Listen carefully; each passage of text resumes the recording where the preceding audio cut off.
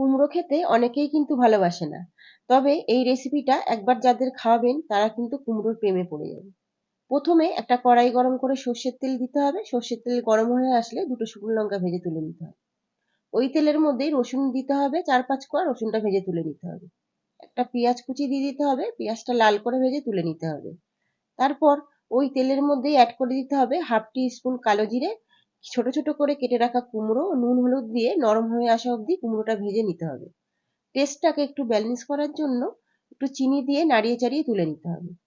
এবার একটা প্লেটের মধ্যে নুন দিয়ে দুটো শুকনো লঙ্কা যেটা ভেজে রেখেছিলাম সেটা গুঁড়ো করে নিতে হবে। তার সঙ্গে মেখে নিতে হবে রসুন ভাজাগুলো। রসুন আর শুকনো লঙ্কা খুব ভালো করে মেখে নিয়ে পেঁয়াজ ভাজা মেখে নিতে হবে। তারপর কুমড়ো ভেজে রাখাটা মেখে নিয়ে ওপর থেকে ধনেপাতা কুচি, পাতিলেবুর রস আর পেঁয়াজ কুচি দিয়ে ভালো করে মেখে গরম গরম ভাতের সঙ্গে একবার খালি খেয়ে দেখুন, এর স্বাদ ভোলার নয়।